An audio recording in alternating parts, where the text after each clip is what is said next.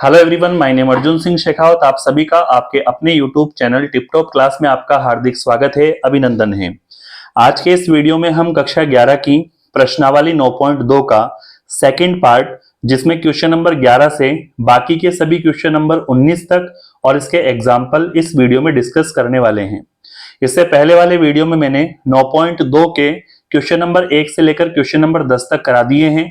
यदि वो वीडियो अभी तक आपने नहीं देखा है तो लिंक डिस्क्रिप्शन में है, आप जाके वहां पे वॉच कर सकते हैं।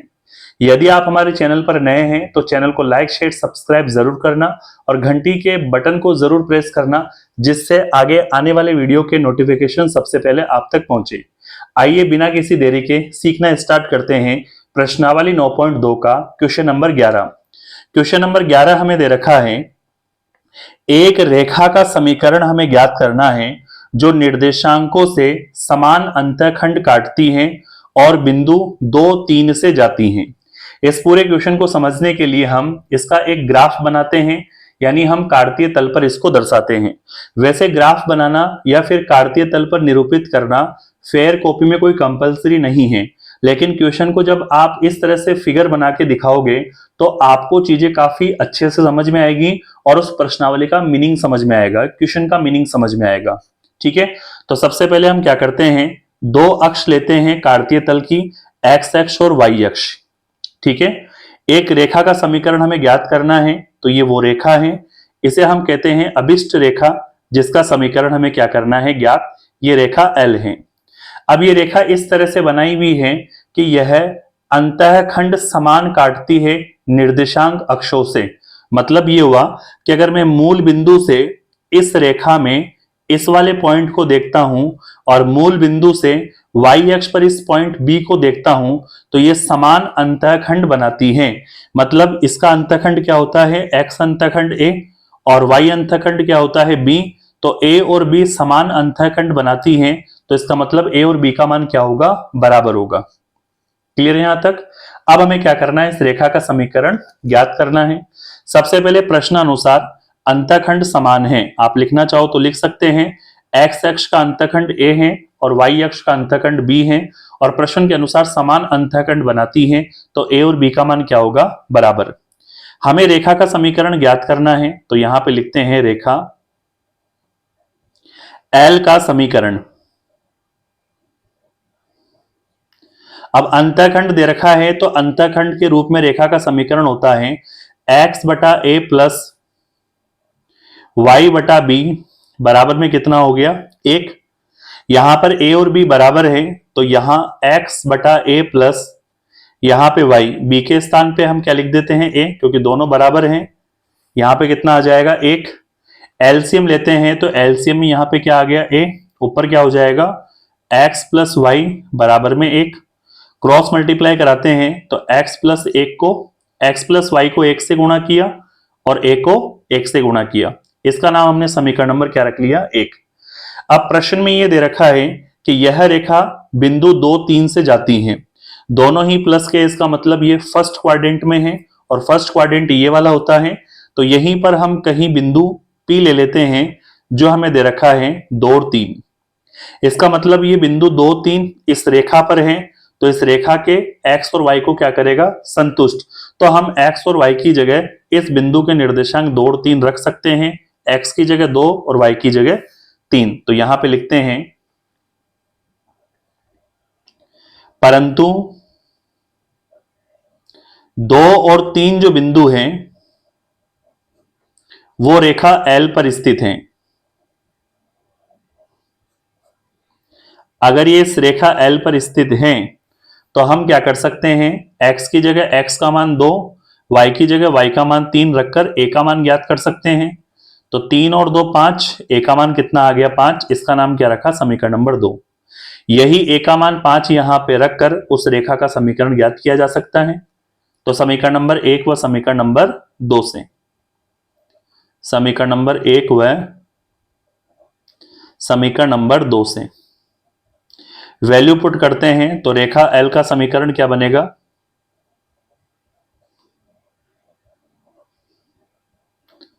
तो रेखा L का समीकरण होगा x एज इट इज है plus y as it is है और ए के स्थान पे ए का मान कितना रख दिया 5। यही उस रेखा का समीकरण है जो निर्देशांक तल से समान अंतःखंड बनाती है, और इस रेखा के समीकरण को हमें क्या करना था, ज्ञात। ठीक है, इस तरह से क्वेश्चन नंबर 11 कंप्लीट होता है। आगे बढ़ते हैं इसके नेक्स्ट क्वेश्चन की ओर। क्वेश्चन नंबर 12 हमें दे रखा है, बिंदु 2 2 से जाने वाली रेखा का समीकरण हमें ज्ञात करना है, जिसके द्वारा अक्षों से काटे अंतःखंडों का योग 9 दे रखा है। ठीक है, सबसे पहले हम इसे काटतीय तल पे समझते हैं। मानते हैं हमारे पास दो अक्ष है, एक तो एक्स अक्ष है और एक वाई अक्ष है, और ये वो अभिष्ट रेखा है जिसका समीकरण हमें क्या करना है, ज्ञात करना है। और इस रेखा को हमने एल नाम दिया है। ठीक है, यह रेखा एक बिंदु है, 2 2 से जाती है, 2 और 2 दोनों ही प्लस के, इसका मतलब ये पहले चतुर्थांश में होगा। तो यहां पर मान लेते हैं ये बिंदु है जिससे यह रेखा एल जाती है, और ये रेखा जो इस तरह से जाती है कि यह अंतःखंड जो काटती हैं उनका योगफल 9 बनाती हैं। तो हम यहां O से लेकर A यानी एक्स एक्स का अंतःखंड हम A मान लेते हैं, और O से लेकर B Y अक्ष का जो अंतःखंड है उसे हम B मान लेते हैं, और इन अंतःखंडों का योग यानी A और B का योग जो है वो हमें कितना दे रखा है, 9। ठीक है, सिंपल क्वेश्चन है, इजीली बना लेंगे इसका आंसर। तो सबसे पहले लिखते हैं, माना एक्स अंतःखंड जो है उसे हमने ए मान लिया, और वाई अंतःखंड जो है उसे हमने बी मान लिया। ठीक है, प्रश्नानुसार हमें दे रखा है,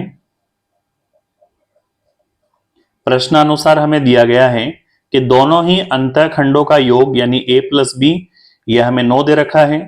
यहां से अगर मैं b का मान निकालूं तो ये प्लस का a इधर आएगा तो किसका हो जाएगा, माइनस का। इसकी जरूरत पड़ेगी, इसका नाम क्या रख दिया, समीकरण नंबर 1।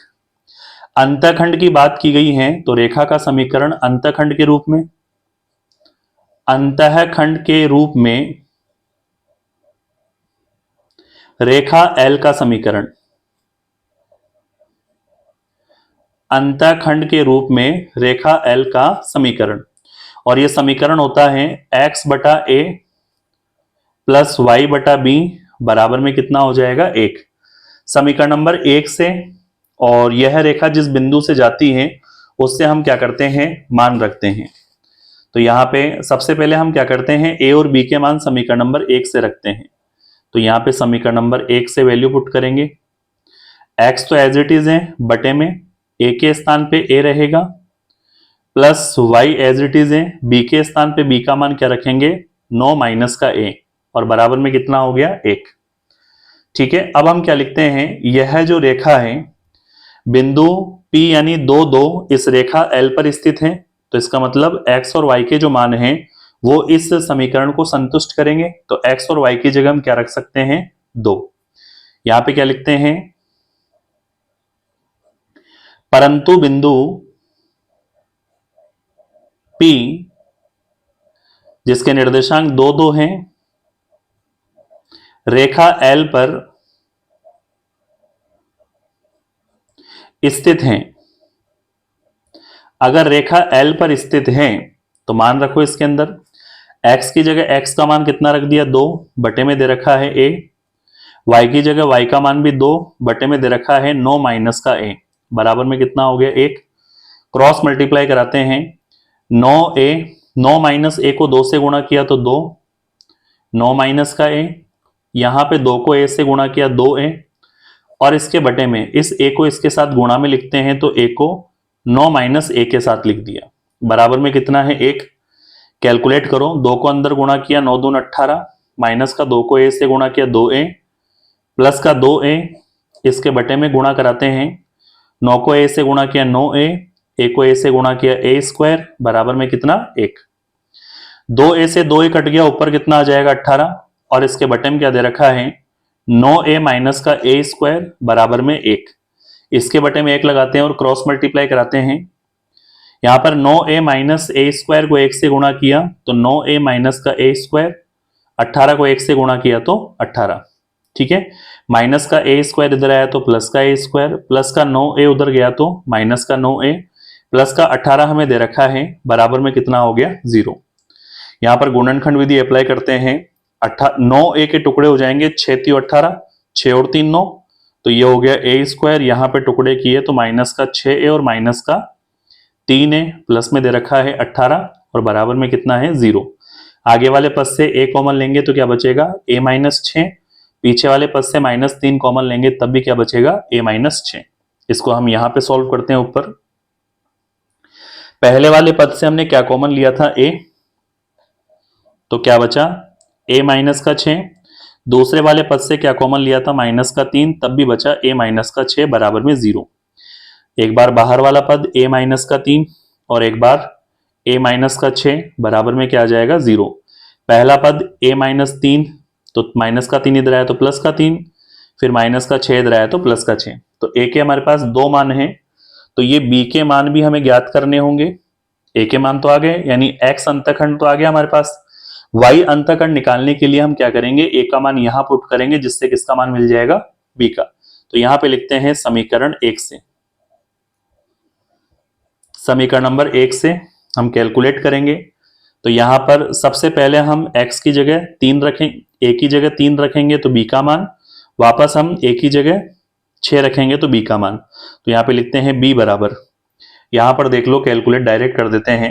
a का मान मैंने 3 रखा तो 9 में से 3 गया तो 6, फिर b का मान मैंने a का मान 6 रखा तो 9 में से 6 गया तो 3, तो b के उसी हिसाब से मान मिलेंगे। तो यहां पे रखते हैं, a का मान जब हम 3 रखेंगे तो b का मान 6 मिलेगा, जब a का मान 6 रखेंगे तो b का मान कितना मिलेगा 3। तो हमारे पास 2 केस हो जाएंगे इसको सॉल्व करने के, ठीक है। तो केस नंबर फर्स्ट से इस रेखा का समीकरण ज्ञात करते हैं। केस नंबर फर्स्ट से उसमें हम a का मान तो कितना लेके चलेंगे 3 और b का मान कितना लेके चलेंगे 6, ठीक है। रेखा का समीकरण, रेखा L का समीकरण क्या था, x बटा a, ठीक है, प्लस में क्या था y बटा b, बराबर में कितना था 1।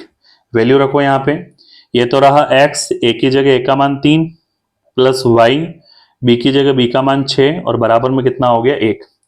6 को x से गुणा किया तो 6x, 3 को y से गुणा किया तो 3y, 6 3 18, 18 को 1 से गुणा किया तो 18 एकम 18। उस रेखा का समीकरण ये होगा केस फर्स्ट के अकॉर्डिंग। केस सेकंड लेके चलते हैं। केस सेकंड जिसमें हम a का मान तो कितना रखेंगे 6 और b का मान कितना रखेंगे 3। रेखा L का समीकरण, रेखा L का समीकरण, रेखा L का समीकरण यानी x बटा a प्लस y बटा b बराबर में कितना हो जाएगा 1। a और b के मान यहां पे पुट करते हैं तो x बटा a का मान 6 प्लस y बटा b का मान 3 बराबर में कितना हो गया 1। लघुत्तम लेते हैं, 3 को x से गुणा किया तो कितना हो जाएगा 3x, प्लस में 6 को y से गुणा किया तो कितना हो जाएगा 6y, बराबर 6 को 3 से गुणा किया 6 3 18, 18 को 1 से गुणा किया तो 18, ठीक है। तो इस तरह से हमारे पास दूसरे केस के अनुसार रेखा का समीकरण ये हमें प्राप्त होगा, ठीक है। इस तरह से इस क्वेश्चन नंबर 12 के अनुसार हम पॉसिबल जो जो रेखा बन सकती हैं उसके समीकरण इस तरह से ज्ञात कर सकते हैं, ठीक है। क्वेश्चन नंबर 12 कंप्लीट हुआ। आगे बढ़ते हैं क्वेश्चन नंबर 13 की ओर। क्वेश्चन नंबर 13 हमें दे रखा है, बिंदु 0 2 से जाने वाली और धन x अक्ष से 2 पाई बटा 3 रेडियन के कोण बनाने वाली रेखा का समीकरण हमें ज्ञात करना है। ये पहली रेखा के लिए है।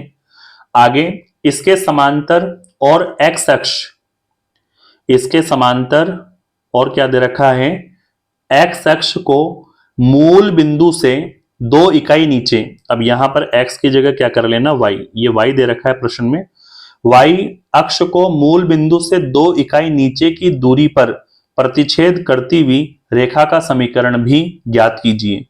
मतलब हमें क्या करना है, 2 रेखाओं का समीकरण ज्ञात करना है। तो सबसे पहली रेखा की हम बात करते हैं। इस पूरे प्रश्न को समझने के लिए हम एक कार्तीय तल लेते हैं जिसका ये x अक्ष हो गया और ये y अक्ष हो गया, ठीक है। इनका ओरिजिन जो है वो ये मूल बिंदु हो गया। हमें दे रखा है बिंदु 0,2 से जाने वाली, तो सबसे पहले 0,2 की हम बात करते हैं, तो x का मान तो 0 है, y का मान 2 हम यही कहीं मानते हैं। इसे मैंने P बिंदु दिया है जिसमें x 0 है बट y का मान कितना है 2, तो 0,2 से जाने वाली और धन अक्ष से 2π/3 का कोण बनाने वाली रेखा का समीकरण हमें ज्ञात करना है। अब आपको पता है 2π/3 का मतलब 120 डिग्री होता है, कैलकुलेट भी कर लेना। π/3 का मतलब 60 होता है, 60 को 2 से गुणा करोगे तो 120 डिग्री। तो ये धन x का मतलब हो गया पॉजिटिव x ये है, और ये रेखा इस धन x के साथ 2π/3 रेडियन का कोण बनाती है। तो हमारे पास यहाँ पे जो थीटा का मान दे रखा है वो 2π/3 रेडियन दे रखा है। आप रेडियन में नहीं लिखना चाहो तो आप इसे थीटा में लिख सकते हो, 120 डिग्री दे रखा है। ठीक है, मान लेते हैं इस रेखा की जो ढाल है, इस रेखा की ढाल को हमने क्या नाम दिया, m1। ठीक है, इस रेखा का समीकरण हमें क्या करना है ज्ञात, इस रेखा को हम नाम देते हैं L1 रेखा। ये जो रेखा है वो कौन सी हो जाएगी, L1 रेखा, जिसका समीकरण हमें क्या करना है ज्ञात। ठीक है, इसी के आगे हमें एक और क्वेश्चन दे रखा है, इसके समांतर और y अक्ष को मूल बिंदु से 2 इकाई नीचे की दूरी पर प्रतिच्छेद करती हुई रेखा का समीकरण भी हमें ज्ञात करना है। तो देखना, इस रेखा के हमें समांतर लेना है, तो ये समांतर आ गया। समांतर इस रेखा का नाम क्या रख देंगे, L2। पहले वाली रेखा के समांतर ये रेखा कौन सी खींची हमने, L2। कैसे खींची है, मूल बिंदु से नीचे y अक्ष पर 2 इकाई, इसका मतलब नीचे 2 इकाई का मतलब हो गया -2, तो इस बिंदु को हमने क्यों नाम दिया है, x का मान तो 0 है लेकिन y अक्ष में नीचे की तरफ लेना है तो ये -2 आ जाएगा। इससे जाने वाली इस रेखा का समीकरण हमें क्या करना है ज्ञात। तो रेखा L1 और रेखा L2 इन दोनों के समीकरण हमें क्या करने हैं ज्ञात। अब हम जानते हैं कि जब दोनों रेखा एक दूसरे के समांतर होती हैं तो दोनों रेखा की ढाल क्या होती है, सेम। लेकिन यहां पर L1 के लिए m1 माना है तो यहां L2 के लिए क्या मान लेता हूं, m2। अगर मुझे इसकी ढाल मिल जाती है, m1 का मान मिल जाता है, तो वही मान किसका होगा, m2 का, क्योंकि m1 m2 समांतर होने की वजह से बराबर हो जाएंगे। तो बिंदु हमें दे रखा है, ढाल हमें मिल गई तो L1 रेखा का समीकरण ज्ञात कर लेंगे। इसकी ढाल का पता चल गया तो इसकी ढाल मिल गई, बिंदु हमें दे रखा है, इस रेखा का समीकरण भी हम क्या कर लेंगे ज्ञात।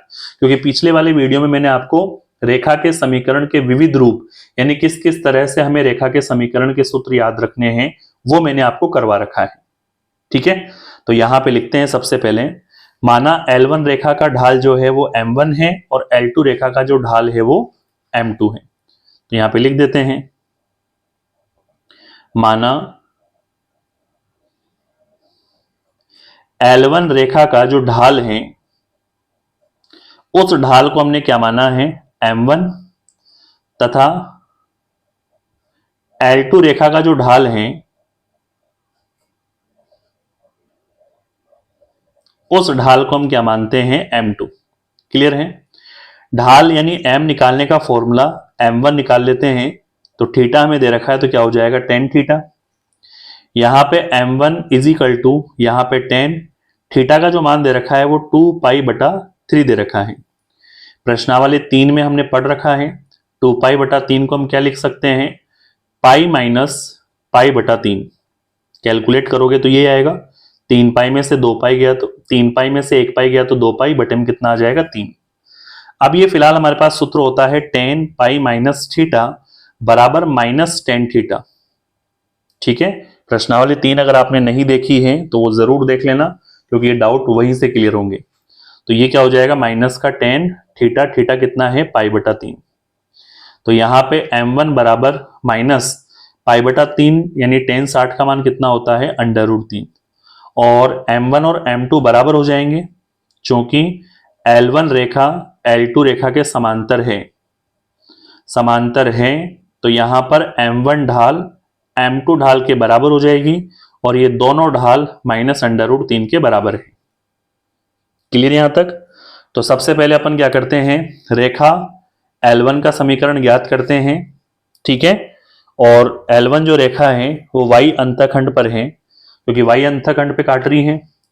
y अंतखंड ऊपर की तरफ है तो वो कितना हो जाएगा, 2, y अंतखंड नीचे की तरफ है तो कितना हो जाएगा -2। ठीक है, तो यहां पे लिखते हैं रेखा L1 का समीकरण। रेखा L1 का समीकरण y अंतखंड पर काटती है, यानी y अंतखंड दे रखा है तो y अंतखंड के रूप में या y अंतखंड के लिए कैलकुलेट कर लो। m1 का जो मान है वो तो हमें -√3 दे रखा है और c1 यानी y अंतखंड का जो मान है वो कितना दे रखा है 2। तो हमारे पास अंतखंड के रूप में डायरेक्ट फॉर्मूला है y बराबर m1x प्लस c1। रेखा का समीकरण मिल जाएगा इससे। तो ये तो रहा y बराबर m1 की जगह -√3, साथ में दे रखा है x और c1 की जगह कितना दे रखा है 2। तो रेखा का समीकरण प्रॉपर निकाल लो। -√3x इधर आया तो किसका हो गया +√3x प्लस का y, प्लस का 2 उधर गया तो -2 बराबर में 0। ये हमारे पास क्या है रेखा का समीकरण, जो कि हमें क्या करना था ज्ञात। ठीक है, सेकंड रेखा का समीकरण ज्ञात करते हैं। तो रेखा L2 के लिए, रेखा L2 के लिए, L2 के लिए हमारे पास M2 का जो मान है वो M1 यानी √3 माइनस में रहेगा, लेकिन जो C2 हमें दे रखा है मतलब y अंतखंड का जो मान दे रखा है वो -2 नीचे की तरफ दे रखा है। ठीक है ना, ये वाला -2 हो जाएगा। और अंतखंड y अक्ष का अंतखंड के लिए रेखा का जो समीकरण होगा वो क्या होगा फॉर्मूला y बराबर m2x plus c2।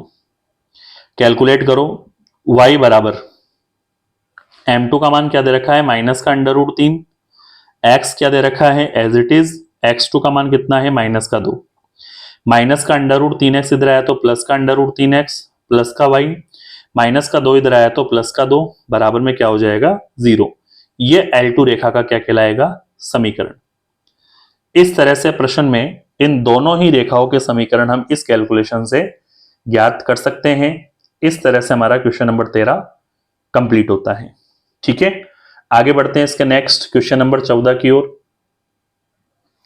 Question number 14 हमें दे रखा है मूल बिंदु से किसी रेखा पर डाला गया लंब रेखा से बिंदु -2 और 9 पर मिलता है। रेखा का समीकरण हमें क्या करना है ज्ञात। तो इस पूरे क्वेश्चन को समझने के लिए हम एक कार्तीय तल लेते हैं जिसमें ये x अक्ष है और ये क्या है y अक्ष है। ठीक है, हमें सबसे पहले मूल बिंदु को लेना है। तो मूल बिंदु को मैंने a नाम दिया जिसके निर्देशांक x और y 0 0 है। मूल बिंदु से हमें किसी रेखा पर लंब डालना है, तो ये मूल बिंदु है, ये हमारे पास कोई रेखा दे रखी है और इस रेखा पर मैंने एक लंब डाल दिया। इस लंब का नाम रखेंगे हम AB और B के जो निर्देशांक है वो -3 और 9 हो जाएगा। तो B के निर्देशांक -2 और 9। ठीक है, अब प्रश्न में ये कहा गया है, देखो -2 और 9 इस साइड लेने का मतलब है कि x माइनस का है और y प्लस का है, तो ये सेकंड क्वाड्रेंट को विलोम करेगा। तो सेकंड क्वाड्रेंट की तरफ ही हमें ये रेखा खींचनी है। पहली बात तो ये क्लियर हो गई। मूल बिंदु से इस रेखा पर हमें लंब डालना है और यह लंब इस रेखा को इस बिंदु पर मिलता है, तो इस बिंदु के अनुसार हमें इस रेखा का चयन करना था। अब सबसे पहले इस रेखा को हम अभिष्ट रेखा कहेंगे जिसका समीकरण हमें ज्ञात करना है। तो इस रेखा को हमने क्या मान लिया L। इस OA रेखा के जो ढाल हैं उसको हम नाम देंगे M1 और इस रेखा L के जो ढाल हैं उसको नाम देंगे हम M2। और हम जानते हैं कि ये वाली रेखा इस वाली रेखा पर लंब है, तो दोनों ही ढालों का गुणनफल -1 के बराबर होगा। इस रेखा के दोनों बिंदु A और B हमें दे रखा है, तो इन दोनों बिंदु की सहायता से हमें M1 का मान यानी ढाल का मान मिल जाएगा और इस ढाल की वजह से हम उस M2 का मान ज्ञात कर सकते हैं। M2 का मान भी आ जाएगा और ये रेखा इस B बिंदु से होकर जाती है, तो ढाल दे रखी है, बिंदु दे रखा है, तो उस रेखा का समीकरण सूत्र होता है। उस समीकरण सूत्र से उस रेखा का समीकरण क्या कर सकते हैं ज्ञात। ठीक है, तो सबसे पहले एक्सप्लेन करते हैं क्वेश्चन को कॉपी में कैसे लिखना है। माना AB रेखा का जो ढाल है उसे हमने नाम दिया M1 और रेखा जो L है उस रेखा L का जो ढाल है उसको नाम दिया M2। और हमें यहां पे दे रखा है प्रश्न में कि जो एल रेखा है वो ए बी रेखा पर लंबवत है। अगर लंबवत है तो हम लिख सकते हैं m1 और m2 इन दोनों ही ढाल का गुणनफल क्या होगा, -1। इसका नाम हमने समीकरण नंबर 1 रखा, इसकी हमें आगे जरूरत पड़ेगी। ए बी रेखा में हमारे पास दोनों बिंदु दे रखे हैं, तो हम ए बी रेखा की ढाल यानी m1 का मान निकाल सकते हैं। तो यहां लिखते हैं ए बी रेखा की ढाल, ए बी रेखा की ढाल यानी m1 का मान निकालना है, जिसका सूत्र होता है y2 minus y1 upon x2 minus x1। Value put करते हैं, m1 एज इट इज है, y2 माइनस y1 यानी a के अंदर तो 1 1 x1 y1, b के अंदर 2 2 x2 y2 है, तो y2 का मान 9 है, y1 का मान 0 है, तो ये 9 माइनस 0। x2 का मान -2 है, x1 का मान 0, तो -2 और 0। कैलकुलेट किया तो ऊपर आ गया 9, बटे में आ गया -2। तो m1 का जो फिलहाल मान हमारे पास आया है वो है -9/2। ठीक है, अब हम m2 का मान भी इजीली ज्ञात कर लेंगे समीकरण नंबर 1 में रखकर। तो यहां पे समीकरण नंबर 1 से, समीकरण नंबर 1 था m1 और m2 का जो गुणनफल है वो -1 है। m1 का मान हमें दे रखा है -9/2, m2 यहां पे गुणा में है, बराबर में -1, माइनस से माइनस कट जाएगा, m2 का मान हम निकालेंगे तो 2 चला जाएगा ऊपर, 9 कहां आ जाएगा नीचे, तो m2 का मान भी आ गया। रेखा L का समीकरण हम ज्ञात करते हैं, उसके लिए लिखते हैं कि बिंदु P रेखा L पर उपस्थित है। ठीक है, क्या लिखेंगे, बिंदु B जिसके निर्देशांक -2 9 है, रेखा L पर उपस्थित हैं, तो रेखा L का समीकरण, तो रेखा L का समीकरण, अगर हमें किसी रेखा की ढाल और जिस बिंदु से वह गुजरती है इन दोनों का पता हो तो उस रेखा का समीकरण होता है y माइनस y1 बराबर m, यहां m m2 है, x minus x1। Value put करो इसमें, y माइनस y1 का मान कितना हो जाएगा 9, m2 का मान दे रखा है 2/9, और ये x माइनस x1 का मान माइनस माइनस क्या हो जाएगा प्लस का 2। 9 को उधर गुणा कराते हैं तो 9 को हमने y माइनस 9 के साथ लिखा और इस 2 को हमने x प्लस 2 के साथ लिखा।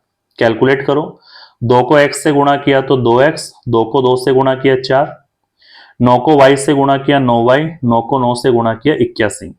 ठीक है, ये तो रहा 2x प्लस का 9y इधर आया तो किसका हो गया माइनस का, प्लस का 4 माइनस का 81 इधर आया तो प्लस का 81 बराबर में 0। तो उस रेखा का अभिष्ट समीकरण क्या हो जाएगा, ये तो रहा 2x, माइनस में है 9y, 81 और 4 कितना हो जाएगा 85 बराबर में 0। ये उस रेखा L का समीकरण है जो हमें क्या करना था ज्ञात। इस तरह से उस L रेखा का समीकरण ज्ञात होता है और ये क्वेश्चन नंबर 14 कंप्लीट होता है। ठीक है, यहां तक कोई दिक्कत, कोई समस्या आई होप नहीं होनी चाहिए। फिर भी कोई डाउट रहता है तो वीडियो रिपीट करके जरूर देखना है। आगे बढ़ते हैं क्वेश्चन नंबर 15 की ओर। क्वेश्चन नंबर 15 हमें दे रखा है तांबे की छड़ की लंबाई L जो हमें सेंटीमीटर में दे रखी है, सेल्सियस ताप पर C का रेखिक फलन है। मतलब ये प्रश्न में दिया गया है कि L और C को हम रेखिक फलन यानी एक रेखा के अंदर ले सकते हैं।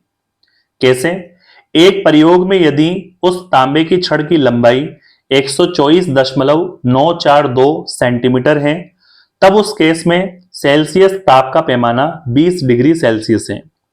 यदि उस तांबे के तार की जो लंबाई है वो 125.134 सेंटीमीटर हो, तब वहां पर सेल्सियस ताप पर पैमाना 110 डिग्री सेल्सियस होगा। तो इस पूरी कंडीशन को L और C के पदों में, मतलब L और C के एक रेखिक फलन के रूप में, रेखिक समीकरण के रूप में हमें लिखना है। तो सबसे पहले जानते हैं, हमने पढ़ा है कि फलन जो होता है वो y बराबर fx होता है। क्या इसी फॉर्म में होता है, हम x की जगह कोई मान रखेंगे तो हमें किसका मान मिलेगा y का, इनपुट x रखेंगे तो आउटपुट किसका मिलता जाएगा y का। तो ये हमारे पास कोई एक रेखिक फलन हो जाएगा, एक रेखिक समीकरण हो जाएगा। इसके लिए हम क्या करते हैं, छोटे मान को हम c मानते हैं, बड़े मान को हम l मानते हैं। जैसे मैं यहां पर मान लेता हूं x जो है वो हम मानते हैं डिग्री सेल्सियस क्या मान है, तो यहां पर हम किसको रखेंगे, c को, और जो y दे रखा है उस y की जगह हमें मिलेगी उस तांबे के छड़ की लंबाई। ठीक है, तो इन मानों को मैं यहां जमाता हूं। सबसे पहले हम ऊपर रखेंगे यहां पर x का जो मान है वो सेल्सियस पैमाने को, डिग्री सेल्सियस को दर्शाएगा, और जो l का मान है वह तांबे के छड़ की लंबाई को दर्शाएगा, जो यहां पर y को इंडिकेट करेगा। अब प्रश्न को यह समझना है ध्यान से कि दिया क्या गया है और कैलकुलेट कैसे करना है। प्रश्न में यह दे रखा है कि जो सेल्सियस है वो 20 डिग्री सेल्सियस और 110 डिग्री सेल्सियस दे रखा है, तो यहां पर मैंने c के मान 20 और 110 रख दिए। जबकि हमें उस तांबे के तार की लंबाई जो दे रखी है वो एक तो हमें दे रखी है 124.942 सेंटीमीटर और दूसरी दे रखी है 125.134 सेंटीमीटर। ठीक है, इस पूरी व्यवस्था को हमें क्या करना है, L और C के पदों में जमाना है। ठीक है, अब मैं यहां पे रेखिक फलन होने का मतलब एक रेखा बनाकर इस बात को समझा रहा हूं। ठीक है, ध्यान से सुनना है। मान लेते हैं ये कोई हमारे पास एक रेखा है। ठीक है, अब इस रेखा पर दो बिंदु हमें दे रखे हैं, एक बिंदु तो यहां पर P है और एक बिंदु यहां पर Q है। इसका नाम क्या मान लिया मैंने, बिंदु P, इसका मान क्या मान लिया, Q बिंदु। ठीक है, अब जो P बिंदु है उसके निर्देशांक में ये मान लेता हूं, x का मान कितना दे रखा है 20 और y का मान कितना दे रखा है 124.942। Q के निर्देशांक में x का मान कितना हो जाएगा 110 और y का मान कितना हो जाएगा 125.134 या 134। ठीक है, यहां पर जहां पर हमें x रखना होगा यानी l जो होगा वो किसको डिनोट करेगा, fc वाले फंक्शन को। fc वाले फंक्शन का मतलब क्या हो गया, यानी यहां पर हम l किसे कह रहे हैं, y को, और ये f यहां पर किसका मान होना चाहिए, c का। ये c किसको इंडिकेट कर रहा है, x को। ये आपको केवल समझने के लिए बनाना है, यहां फेयर कॉपी में नहीं लिखना है। अब मुझे बताओ, अगर इस पूरे प्रश्न को हमें एक रेखा के समीकरण के रूप में बनाना है तो क्या दो बिंदुओं के निर्देशांक पता है, जहां पे x आएगा वहां पर c रख देंगे, जहां पे y आएगा वहां पे l रख देंगे। तो क्या हमारे पास एक रेखा के समीकरण के सूत्र से जब दो बिंदुओं के निर्देशांक दे रखे हैं तो दो बिंदुओं से जाने वाली रेखा का समीकरण सूत्र लगाएंगे तो उस रेखा का जो मान है वो l और c के पदों में आ जाएगा, और ऐसा ही हमें क्या करना था, ज्ञात।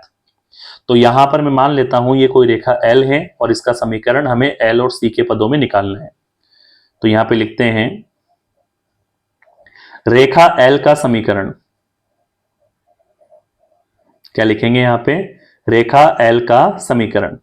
और रेखा L का समीकरण होता है y माइनस का y1 बराबर y2 माइनस का y1 अपॉन x2 माइनस का x1 और फिर यहां पे x माइनस का x1।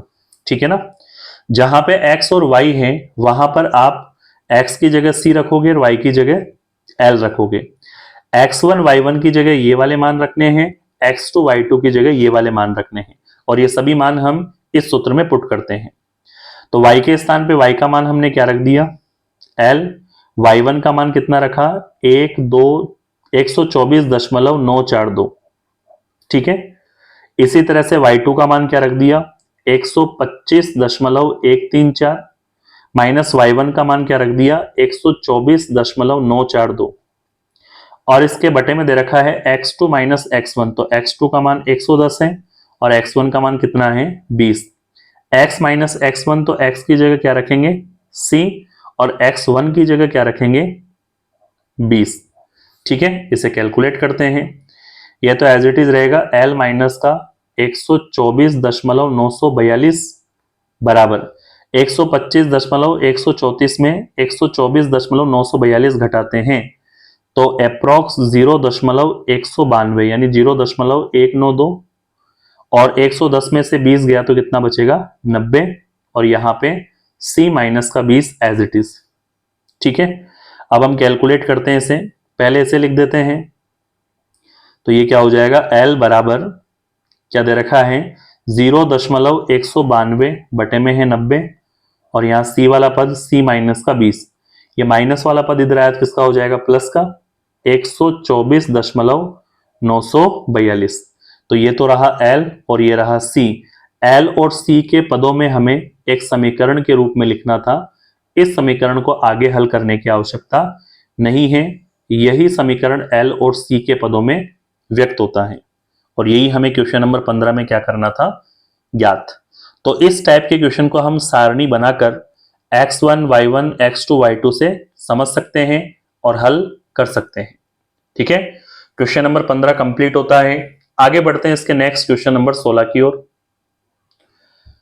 क्वेश्चन नंबर 16 हमें दे रखा है किसी दूध भंडार का स्वामी प्रति सप्ताह 980 लीटर दूध 14 रुपए प्रति लीटर के भाव से, 1220 लीटर दूध 16 रुपए प्रति लीटर के भाव से बेच सकता है। विक्रय मूल्य तथा मांग के मध्य संबंध को रेखिक मानते हुए, मतलब रेखा का समीकरण मानते हुए, यह ज्ञात कीजिए कि प्रति सप्ताह वह कितना दूध 17 रुपए प्रति लीटर के भाव से बेच सकता है। तो हम क्या करेंगे, जो भी हमें स्टेटमेंट दे रखा है उसको सबसे पहले y बराबर fx फलन से समझेंगे और फिर हम क्या करेंगे, उसको सारणी में रखकर रेखा के समीकरण से हल करेंगे। ठीक है, यहां पर x का जो मान है, x हम किसे कहेंगे मात्रा, मतलब कितने लीटर दूध की बात कही गई है, और y जो है वो है विक्रय मूल्य, मतलब कितने रुपए में उसको बेचा जा रहा है। ठीक है, मात्रा के आधार पे हमें विक्रय मूल्य मिल जाएगा कि इतना लीटर दूध इतने रुपए में बेचा गया। तो ये एक तरह से फंक्शन को डिकोड करेगा, इसी फंक्शन के आधार पे हमें इस टेबल को पूरा करना है। तो यहां पर हम क्या लिखेंगे, ऊपर मात्रा जो x के मान को दर्शाएगी और यहां लिखेंगे हम विक्रय मूल्य और ये विक्रय मूल्य y के मान को दर्शाएगा। ऊपर वाले जो मान होते हैं वो हम जानते हैं, ये x1 का मान हो जाएगा, ये x2 का मान हो जाएगा, ये x3 का मान है, इसे हम y1 का मान, y2 का मान और y3 का मान कहेंगे। मात्रा की बात करते हैं तो 980 लीटर दूध है और इसका विक्रय मूल्य है 14 रुपए प्रति लीटर के हिसाब से। फिर 1220 लीटर दूध है, इसका जो विक्रय मूल्य है वो है 16 रुपए। अब यहां पर 17 रुपए प्रति लीटर के हिसाब से कितना दूध बेचा जा सकता है उसकी मात्रा हमें ज्ञात करनी है। तो उस दूध की मात्रा को मैं क्या मान लेता हूं x3, इस x3 का मान हमें ज्ञात करना है। अब प्रश्न में यह भी दे रखा है कि विक्रय मूल्य और मांग के मध्य संबंध क्या है रेखिक, मतलब हम मात्रा और विक्रय मूल्य के मध्य अगर ग्राफ बनाएं तो वो एक सरल रेखा के रूप में आएगा और वो मैं सरल रेखा यहां पर बना के समझा रहा हूं। ये मान लेते हैं मात्रा और विक्रय मूल्य, यानी मांग और विक्रय मूल्य के आधार पर, मांग और सप्ताह के आधार पर या मात्रा के आधार पर हम इसे एक रेखा के रूप में मान लेते हैं। ये रेखा L है, इसमें हमें 3 बिंदु दे रखे हैं, एक तो है A बिंदु, एक है B बिंदु और एक है C बिंदु। ठीक है, यहां पर A बिंदु के जो निर्देशांक हैं वो x1 y1 हम यहां से रखेंगे, इसे हम B बिंदु नाम देते हैं, x2 y2 का मान भी हम सारणी से रखेंगे, इसे C बिंदु नाम देते हैं, इसे हम x3 और y3 नाम देंगे और इसके निर्देशांक भी हम यहां से रखेंगे। हम जानते हैं ये तीनों बिंदु क्या है, संरेखी हैं, एक ही रेखा पर आ रहे हैं। अगर तीनों बिंदु एक ही रेखा पर आ रहे हैं तो A से B तक की रेखा की जो ढाल होगी उसका नाम रखेंगे MAB और B से C तक की रेखा की जो ढाल होगी उसका नाम रखेंगे MBC। और हम जानते हैं जब तीनों बिंदु एक ही रेखा पर होते हैं तो इनकी ढाल को बराबर लिखकर जो मान हमसे पूछा जा रहा है कि 17 रुपए प्रति लीटर के हिसाब से कितने दूध को बेचा जा सकता है, उस दूध की मात्रा हम क्या कर लेंगे ज्ञात। ठीक है, तो सबसे पहले हम यहां पर फेयर कॉपी में कैसे लिखेंगे उसको एक्सप्लेन करते हैं। यहां पे लिखते हैं माना 17 रुपए प्रति लीटर के भाव से बेचे जाने वाले दूध की मात्रा जो हमें ज्ञात करनी है, और ये दूध की जो मात्रा है उसको हमने क्या मान लिया x3 लीटर, और यही एक्चुअल में हमारा क्वेश्चन है जो हमें क्या करना है ज्ञात। यहां पर एक चीज और लिख देते हैं, प्रश्न में ये दे रखा है उसी के आधार पर लिख रहे हैं कि विक्रय मूल्य तथा मांग के मध्य संबंध क्या है, रेखिक, मतलब एक रेखा का नियम यहां पे लगा सकते हैं। तो यहां पे लिखते हैं क्योंकि मूल्य तथा मांग के मध्य संबंध रेखिक है, के मध्य संबंध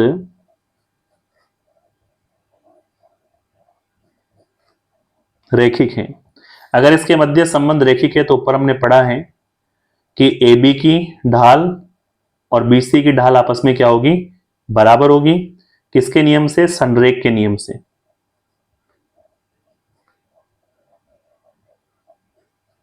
यहां पर हमने संरेख का नियम लगाया है, ठीक है। ए बी के अकॉर्डिंग फॉर्मूला क्या हो जाएगा, y2 minus y one upon x2 minus x1, और बी सी के अकॉर्डिंग क्या हो जाएगा, y3 minus y two upon x3 minus x2। Value हम सारी यहां पे रखेंगे, यहां सारणी से मान रखेंगे, x1 की जगह 980, x2 की जगह 1220, x3 की जगह x3 जो कि हमें ज्ञात करना है, y1 का मान 14, y2 का मान 16 और y3 का मान 17। ये मान हम यहां पर पुट करते हैं जो फॉर्मूला बना है। तो y2 का मान 16 था, y1 का मान 14, x2 का मान 1220 था और x1 का जो मान है वो 980 है, y3 का जो मान है वो 17 है, y2 का मान 16, x3 का मान x3 है जो कि हमें ज्ञात करना है, और x2 का मान 1220। कैलकुलेट करो, 16 में से 14 गया तो 2, 1220 में 980 गया तो 240, 17 में 16 गया तो 1 और बटे में x माइनस यानी x3 minus 1220 as it is, ठीक है। कैलकुलेट करो, 2 से काटते हैं तो ये 1 बटा 120 बार, और बराबर में क्या आ जाएगा, 1 बटा x3 माइनस का 1220। क्रॉस मल्टीप्लाई कर दो, इसको 1 से गुणा किया तो ये आ जाएगा x3 माइनस का 1220, और 120 को 1 से गुणा किया, x3 का मान निकालते हैं तो 1220 माइनस का इधर आया तो किसका हो जाएगा, 1220 प्लस का, और 120 के साथ जोड़ा तो यह आ जाएगा 1340। मतलब 17 रुपए लीटर के हिसाब से जो दूध बेचा जा रहा है उसकी मात्रा 1340 लीटर है, जो कि हमें क्या करनी थी, ज्ञात, ठीक है। इस तरह से क्वेश्चन नंबर 16 कंप्लीट होता है। क्वेश्चन नंबर 16 को इस तरह से हल करना था। आगे बढ़ते हैं इसके नेक्स्ट क्वेश्चन नंबर 17 की ओर। क्वेश्चन नंबर 17 हमें दे रखा है, अक्षों के बीच रेखाखंड का मध्य बिंदु P जिसके निर्देशांक a और b हैं, तो हमें दिखाना है कि रेखा का समीकरण x बटा a प्लस वाई बटा बी बराबर 2 होता है। इसे सॉल्व करने के लिए सबसे पहले हम क्या करते हैं, हमारे पास एक कार्तीय तल x और y है, ये हमारे पास एक रेखा है, इस रेखा को हम क्या मान लेते हैं, L अभिष्ट रेखा है, जिसका समीकरण हमें सिद्ध करके बताना है कि ये होता है। अब प्रश्न में ये दे रखा था कि ये जो रेखा है, अक्षों के बीच रेखाखंड का मध्य बिंदु, अक्षों के बीच रेखाखंड का मतलब x अक्ष का अंतखंड इस रेखा के लिए मैं कैपिटल A मान लेता हूं। स्मॉल a और b इसलिए नहीं मान सकता क्योंकि ये मध्य बिंदु के कोऑर्डिनेट हमें दे रखे हैं, और y अक्ष के लिए इस रेखा का जो अंतखंड है उसे मैं कैपिटल B मान लेता हूं, ठीक है। अगर मैं इसे बिंदु M नाम दूं तो इसके निर्देशांक क्या हो जाएंगे, x पे मान a है और y का कितना है 0। इसे मैं अगर n नाम दूं तो इसमें x का मान 0 है बट y का मान कितना हो जाएगा b।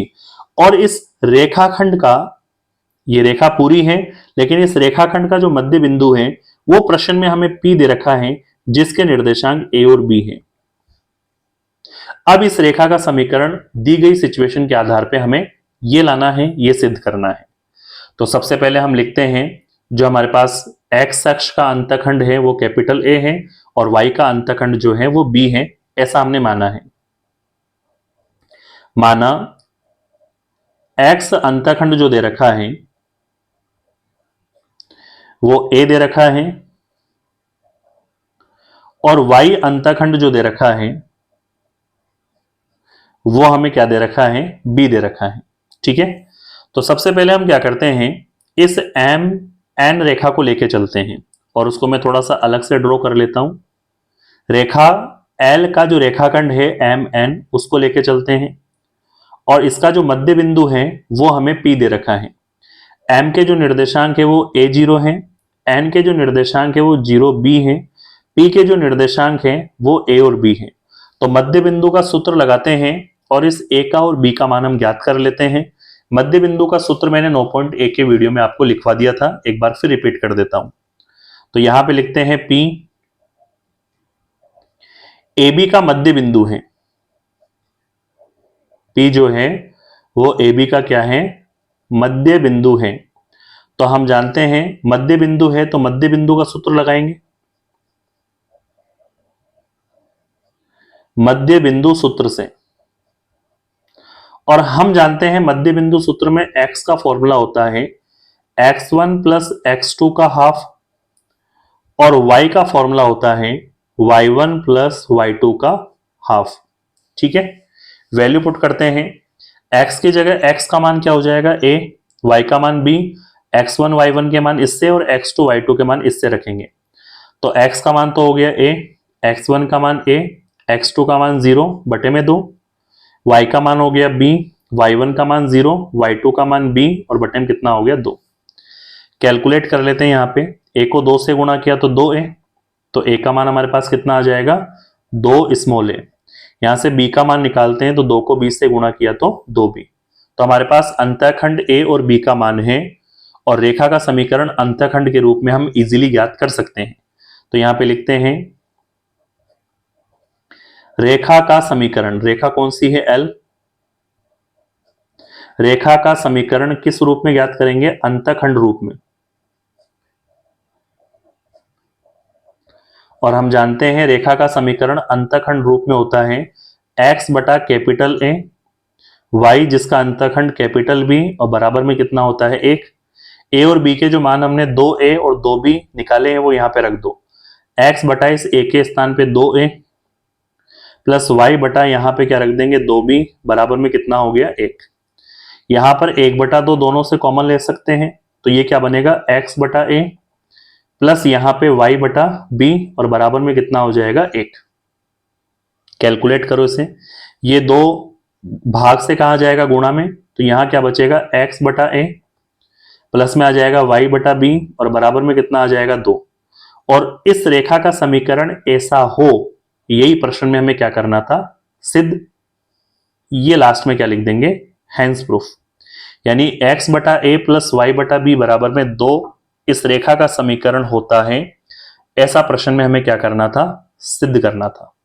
ठीक है, क्वेश्चन नंबर 17 यहां पे कंप्लीट होता है। आगे बढ़ते हैं नेक्स्ट क्वेश्चन नंबर 18 की ओर। क्वेश्चन नंबर 18 बहुत ही शानदार क्वेश्चन है, जानदार क्वेश्चन है, जबरदस्त क्वेश्चन है, ध्यान से सीखना है इस क्वेश्चन को। क्वेश्चन नंबर 18 में दे रखा है अक्षों के बीच रेखाखंड को बिंदु आर एच के जिसके निर्देशांक हैं वो 1:2 के अनुपात में विभाजित करता है, तो रेखा का समीकरण हमें क्या करना है, ज्ञात। सबसे पहले इस क्वेश्चन को समझने के लिए हम इसे एक कार्तीय तल x और y पर बनाते हैं जिसका मूल बिंदु दे रखा है हमें O। एक रेखा हम लेते हैं जिसका हमें समीकरण क्या करना है, ज्ञात, तो इसका नाम रखते हैं रेखा L। ये रेखा x अक्ष से जो अंतःखंड बनाती है वो A है, y से जो अंतःखंड बनाती है वो क्या है, B। यहां पर मैं इसको M बिंदु नाम दूं तो इसके निर्देशांक A0 हो जाएंगे, इसे मैं N बिंदु नाम दूं तो इसके निर्देशांक 0 और B हो जाएंगे।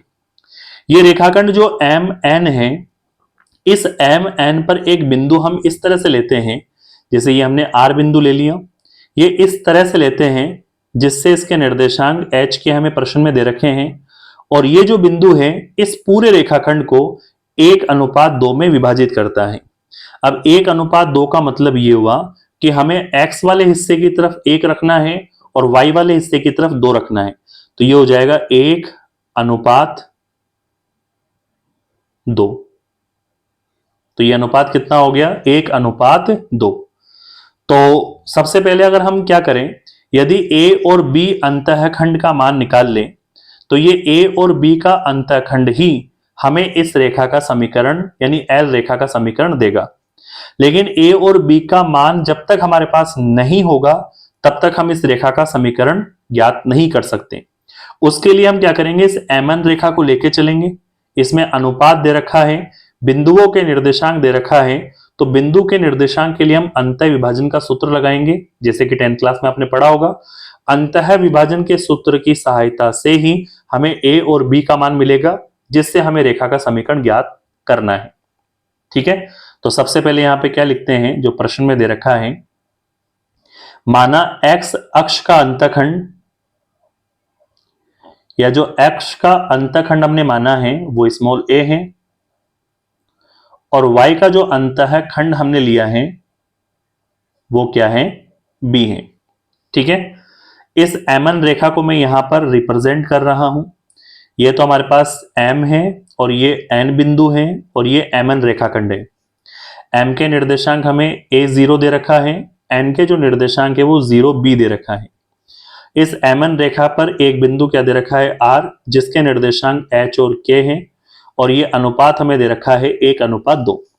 तो यहां अंतः विभाजन सूत्र से हम A और B के मान ज्ञात करेंगे H और K के मान की सहायता से। तो मैं एक बार पूरा प्रोसेस करवा देता हूं, अंतः विभाजन आपको अप्लाई कैसे करना है। अंतः विभाजन सूत्र से, ठीक है, अंतः विभाजन सूत्र में x का जो फॉर्मूला होता है वो है m1 x2 plus m2 x1 upon m1 plus m2। यही पढ़ा होगा आपने 10th क्लास में। x की जगह x का मान क्या रखेंगे, h, m1 का मान 1, m2 का मान 2, m1 का मान m2 का मान बटा m1 प्लस m2 का मान। x2 x1 रखना है, x2 0 है, x1 a है, तो यहां पे 0 प्लस क्या हो जाएगा, a। इसे कैलकुलेट करते हैं तो h बराबर, ये तो 0 हो गया, 2 को a से गुणा किया, 2 रे कितना हो जाएगा, 3। यहां से मुझे a का मान निकालना है, तो हम क्या करेंगे, 3 को h से गुणा करा देंगे, तो ये हो जाएगा 3h, और ये 2 कहां जाएगा, इसके बटे में। इसी तरह से हम y का सूत्र लगाते हैं। y बराबर होता है m1 y2 plus m2 y1 upon m1 plus m2। ठीक है, तो यहां पे हम क्या करेंगे, y का मान तो k रखेंगे, m1 m2 का मान 1 2 रखेंगे, y2 का मान b, y1 का मान 0, और कैलकुलेट करते हैं, इसमें रखें, y के स्थान पे k रख दिया, m1 का मान 1, m2 का मान 2, और इसके बटे में m1 plus m2 1 plus 2, y2 का मान b रखा और y1 का मान 0 रखा, प्लस का चिन्ह। k का मान निकालते हैं तो b को 1 से गुणा किया, b, बाकी ये 0, बटे में 2 रे कितना हो जाएगा, 3। यहां से b अंतःखंड का मान निकालते हैं तो 3 को किससे गुणा किया, k से। आपके पास a अंतःखंड भी है, b अंतःखंड भी है, तो रेखा का समीकरण अंतःखंड के रूप में ज्ञात किया जा सकता है। तो यहां पे लिखते हैं रेखा का समीकरण,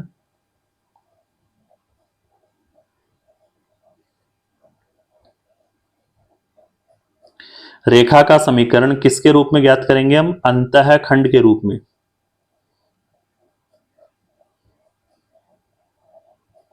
अंतःखंड के रूप में रेखा का समीकरण हमारे पास होता है x बटा a प्लस में y बटा b, और बराबर में कितना हो जाएगा, 1। वैल्यू पुट करते हैं, x बटा a का जो मान है वो 3h बटा 2 है, प्लस y बटा b, b का मान कितना है, 3 के निकाल लिया था नीचे, बराबर में कितना हो जाएगा, 1। ये 2 कहां चला जाएगा ऊपर, तो 2x बटे में आ जाएगा 3h, प्लस में दे रखा है y, बटे में दे रखा है 3 के, और बराबर में कितना आ गया, 1। यहां पर हम दोनों के बटे से 1/3 कॉमन ले लेते हैं, तो क्या बचेगा, 2x बटे में क्या है, h, प्लस में y बटे में क्या है, k, और बराबर में कितना है, 1। लघुत्तम लेते हैं, k को मैंने 2x से गुणा किया तो 2x k हो गया, h को मैंने y से गुणा किया तो y h y हो गया, और बराबर में मैंने 3h k को 1 से गुणा करा दिया तो ये 3h k हो गया। ठीक है, तो यहां पे क्या लिखेंगे, 2kx का पद, यहां पे h y का पद, ये प्लस का 3h k इधर आया तो किसका हो गया, माइनस का, बराबर में क्या आ जाएगा, 0। तो ये x और y के रूप में इस रेखा का समीकरण हमें मिला है, जिसमें h और k जो हैं वो बिंदु P के निर्देशांक दे रखे हैं प्रश्न में, जो MN रेखाखंड को 1:2 में विभाजित करता है। ठीक है, इस तरह से हमें क्वेश्चन नंबर 18 को क्या करना था, सॉल्व। ठीक है, यहां तक कोई दिक्कत, कोई समस्या? आई होप नहीं होगी। कोई भी डाउट रहता है तो वीडियो रिपीट करके जरूर देखना है। आगे बढ़ते हैं क्वेश्चन नंबर 19 के साथ। क्वेश्चन नंबर 19 हमें दे रखा है, रेखा के समीकरण की संकल्पना का प्रयोग करते हुए सिद्ध कीजिए कि तीन बिंदु ए, बी और सी संरेख हैं। रेखा का समीकरण लगाकर ही आपको सिद्ध करना है कि तीनों संरेख होंगे।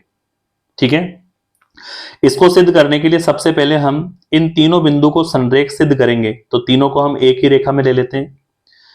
ये पहला वाला बिंदु जो है वो ए है, जिसके निर्देशांक हमें 3 0 दे रखा है।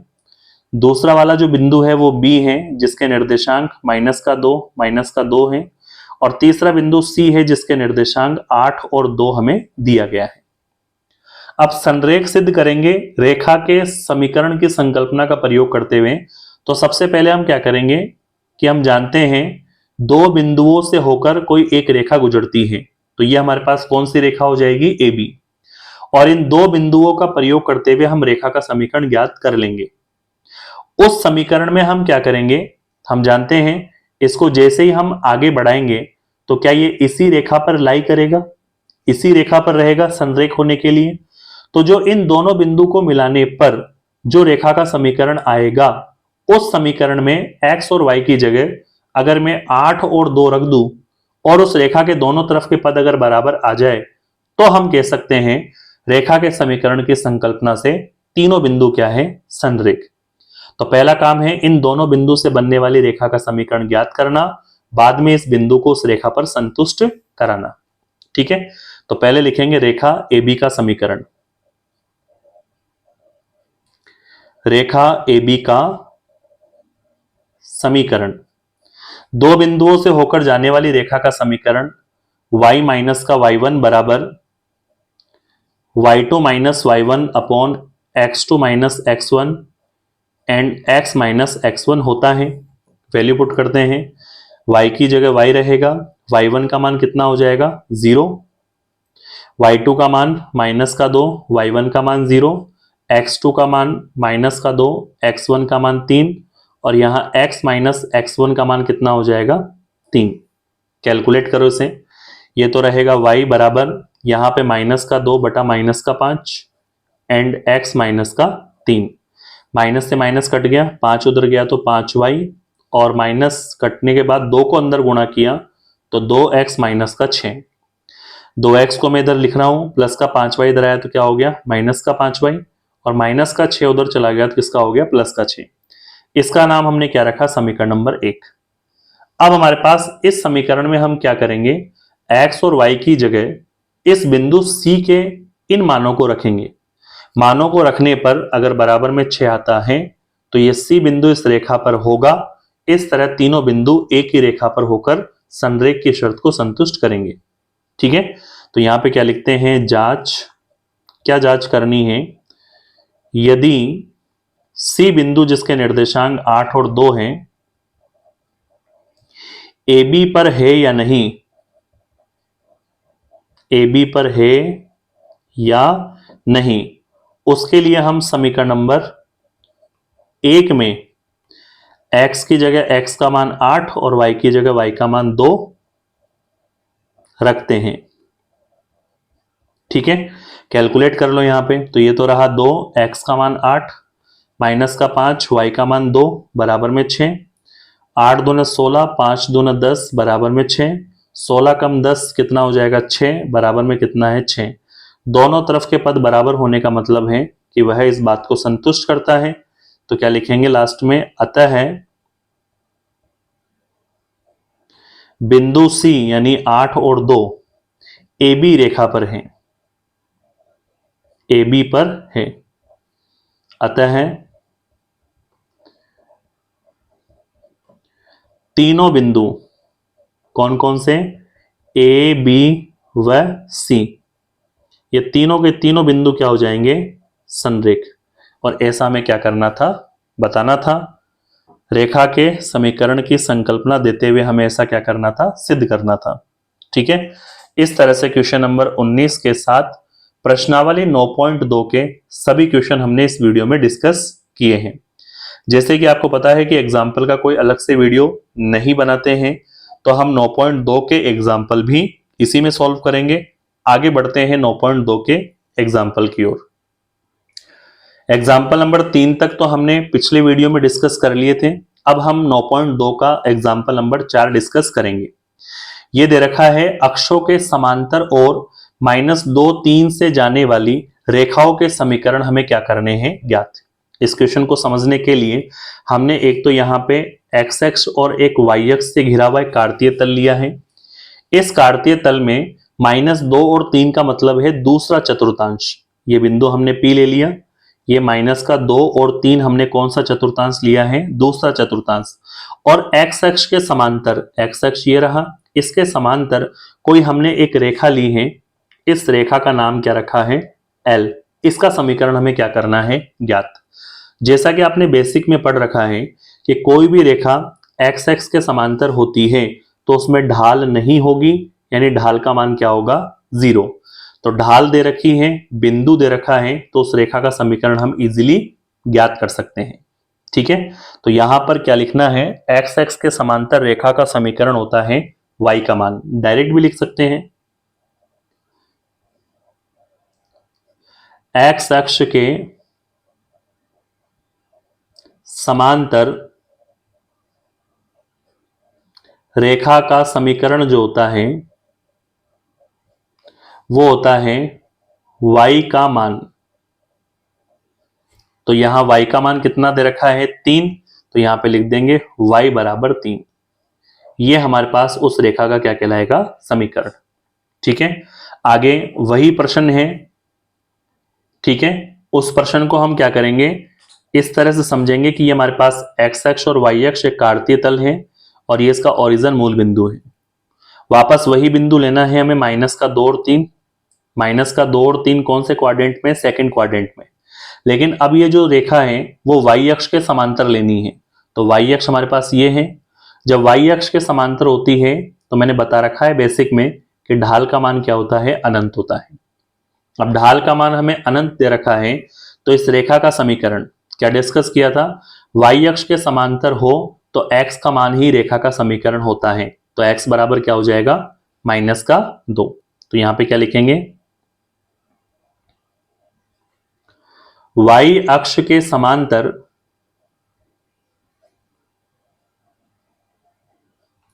रेखा का जो समीकरण है, y अक्ष के समांतर रेखा का जो समीकरण है वो x का मान है। x का मान -2 है, तो इस रेखा का समीकरण क्या हो जाएगा, -2। ठीक है, इस तरह से एग्जाम्पल नंबर 4 कंप्लीट होता है। आगे बढ़ते हैं इसके नेक्स्ट एग्जाम्पल नंबर 5 की ओर। एग्जाम्पल नंबर 5 हमें दे रखा है -2 और 3 से जाने वाली और ढाल -4 वाली रेखा का समीकरण हमें क्या करना है ज्ञात। -2 और 3 का मतलब है, सबसे पहले हम कार्तीय तल लेते हैं। ये x और y हमारे पास कार्तीय तल है, ये इसका ओरिजिन है। ये एक रेखा है जो -2 और 3 बिंदु से जा रही है। इसका मतलब हम क्या करेंगे, -2 और 3 जो है वो सेकंड क्वाड्रेंट में है। -2 और 3, इस बिंदु का नाम हम क्या रखेंगे, P। और ये रेखा इस तरह से जा रही है, जिसकी जो ढाल दे रखी है यानी m का जो मान दे रखा है वो -4 दे रखा है। इस रेखा L को मानते हुए इसका समीकरण हमें क्या करना है, ज्ञात करना है। ठीक है, तो यहां पे हम सिंपल जानते हैं, कोई बिंदु दे रखा है और ढाल दे रखी है, तो बिंदु और ढाल से जाने वाली रेखा का समीकरण का सूत्र होता है, इजिली हम ज्ञात कर लेंगे। ठीक है, तो सबसे पहले हमें क्या दे रखा है, बिंदु P के निर्देशांक है -2 और 3, यानी हम x1 का मान और y1 का मान यहां से -2 और 3 रख सकते हैं। ढाल यानी m का जो मान है वो हमें -4 दे रखा है। तो यहां पे लिखेंगे रेखा L का समीकरण, और हम जानते हैं रेखा L का जो समीकरण होता है वो होता है y माइनस का y1 बराबर m x माइनस का x1। कैलकुलेट करो इसे, यहां पे है y माइनस y1 की जगह कितना रख देंगे, 3, m का मान -4, x minus x1 minus minus plus का 2। y माइनस का 3 एज इट इज है, माइनस के 4 को अंदर गुणा किया तो माइनस का 4x, माइनस का 4 दूना 8, माइनस का 4x इधर आया तो प्लस का 4x, प्लस का y हमें दे रखा है, माइनस का 3 माइनस का 8 इधर आया तो प्लस का 8 बराबर में 0। यहाँ पे 4x प्लस का दे रखा है y, 8 में से 3 गया तो प्लस का 5 बराबर में 0।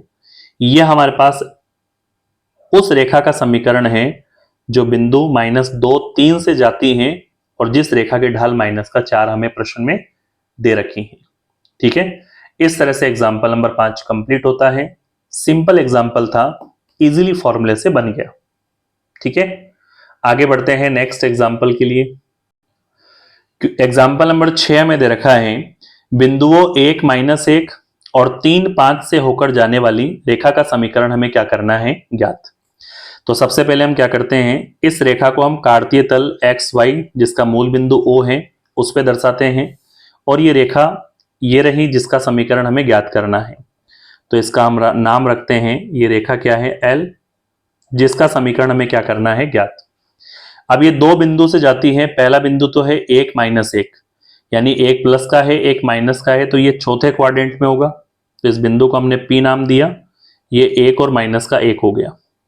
दूसरा बिंदु है 3 5, दोनों प्लस के हैं तो ये पहले क्वाड्रेंट में है, इसका नाम हमने Q रखा, जिसके निर्देशांक 3 और 5 हैं। और हम जानते हैं दो बिंदु से होकर जाने वाली रेखा का समीकरण का फॉर्मूला हमारे पास डायरेक्ट है, तो हम उस केस में उस रेखा का समीकरण क्या कर सकते हैं ज्ञात। तो यहां पर लिखते हैं P बिंदु के जो निर्देशांक है वो 1 माइनस का 1 है, यानी यहां से हम x1 का मान और y1 का मान रख सकते हैं। Q बिंदु के निर्देशांक जो है वो 3 5 है, जहां से हम x2 का मान और y2 का मान रख सकते हैं। तो यहां पे लिखते हैं P और Q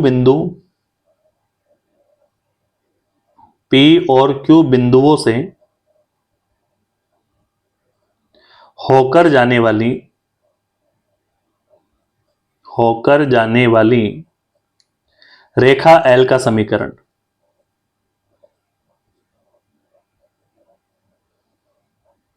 रेखा L का समीकरण, और हम जानते हैं इस केस में रेखा L का समीकरण y माइनस y1 बराबर y2 minus y1 upon x2 minus x1 multiply x minus x1 होता है। वैल्यू इसके अंदर पुट करो, ये तो रहा y माइनस y1 का मान कितना रख देंगे माइनस का 1, तो माइनस माइनस क्या हो जाएगा प्लस का 1। y2 का जो मान है वो 5 है, y1 का मान माइनस का 1 प्लस का 1 हो गया। x2 का मान 3 है और x1 का मान कितना है 1, यहाँ पे x माइनस x1 का मान कितना हो जाएगा 1। कैलकुलेट करो, ये तो है y प्लस का 1, यहाँ पे 5 और 1 6, 3 में से 1 गया तो 2, और यहाँ पे x माइनस का 1, y प्लस का 1 तो एज इट इज है, 6 में 2 का भाग दिया तो 3, और यहाँ x माइनस का 1। मल्टीप्लाई करते हैं, पहले से लिखेंगे 3 को x से गुणा किया 3x माइनस का 3, और बराबर में दे रखा है y प्लस का 1। पक्षांतरण करते हैं 3x प्लस का y इधर आया तो माइनस का y, माइनस का 3 प्लस का 1 इधर आया तो माइनस का 1 बराबर में 0। 3x माइनस का y एज इट इज है, माइनस का 3 और 1 माइनस का 4 बराबर में 0। ठीक है, इस तरह से ये रेखा का समीकरण हमें प्राप्त होता है। सिंपल था। एग्जाम्पल नंबर 6 इस तरह से कंप्लीट करना है। आगे बढ़ते हैं इसके नेक्स्ट एग्जाम्पल नंबर 7 की ओर।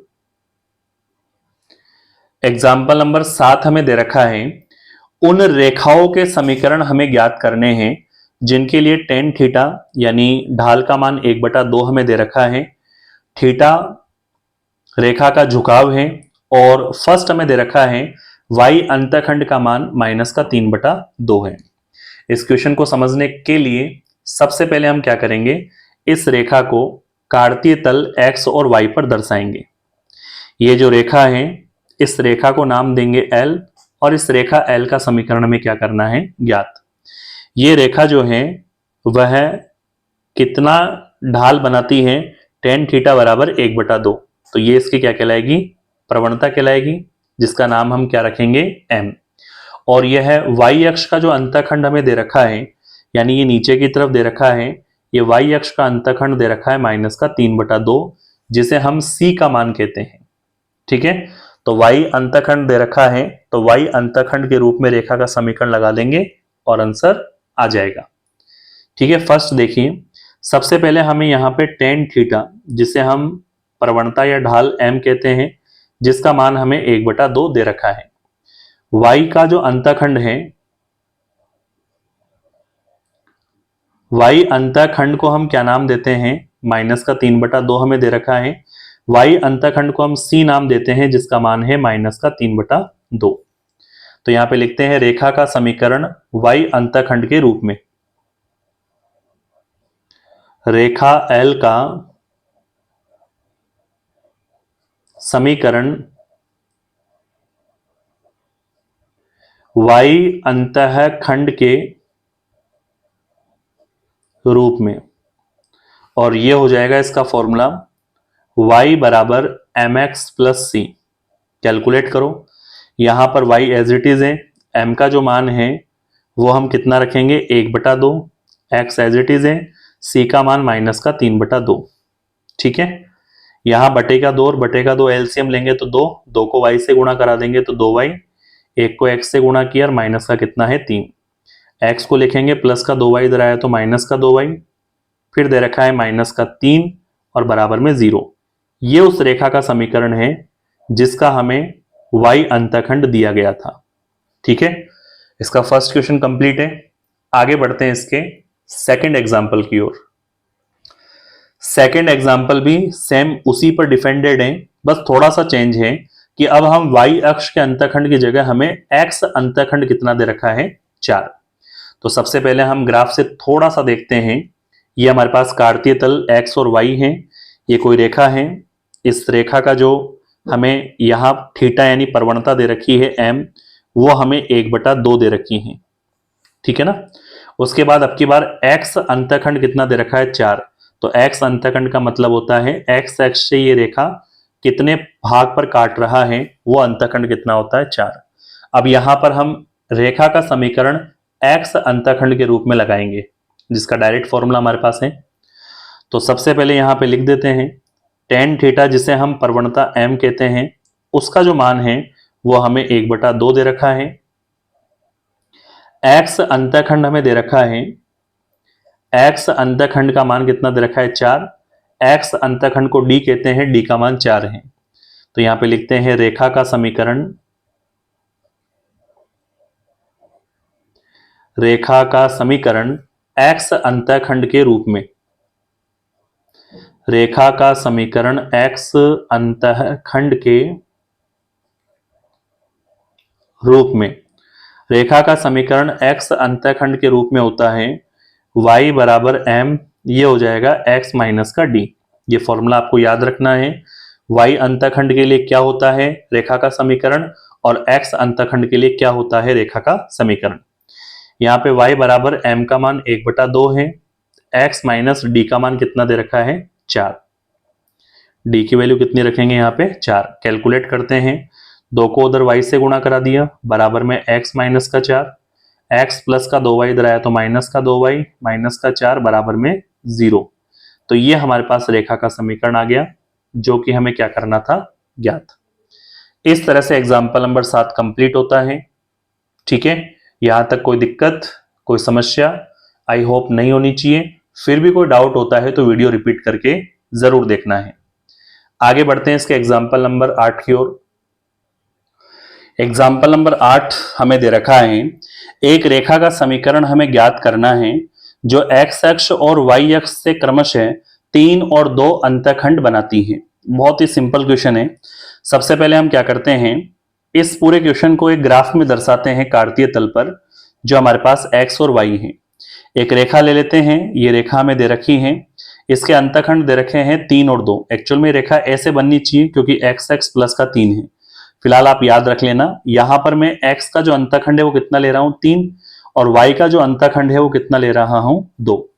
ये हमें अंतःखंड a और b के मान दे रखे हैं, और हमें क्या करना है रेखा का समीकरण ज्ञात करना है। तो यहां पे लिखते हैं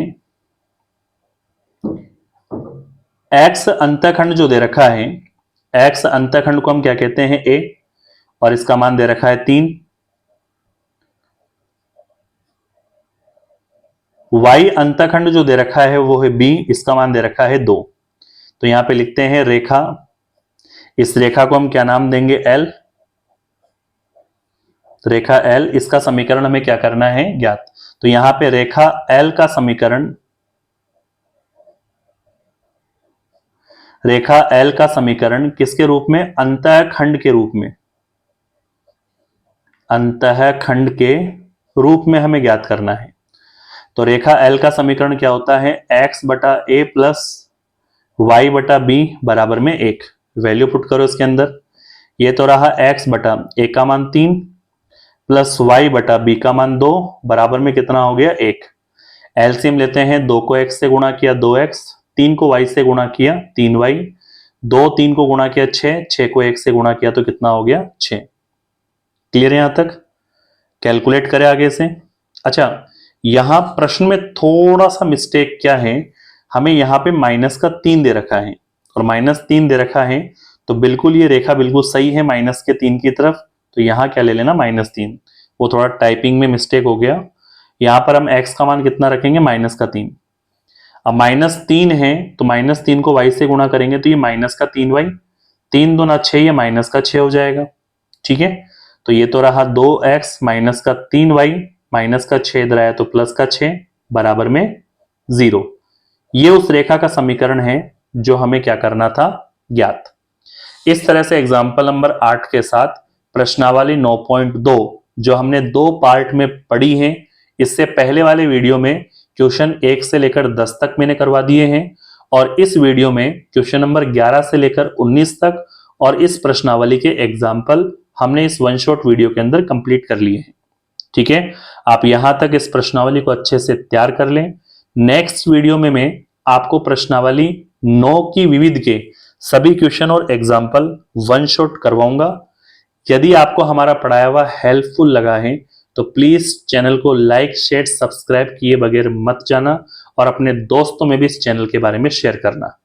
ठीक है, मिलते हैं नेक्स्ट वीडियो में, तब तक के लिए जय हिंद जय भारत।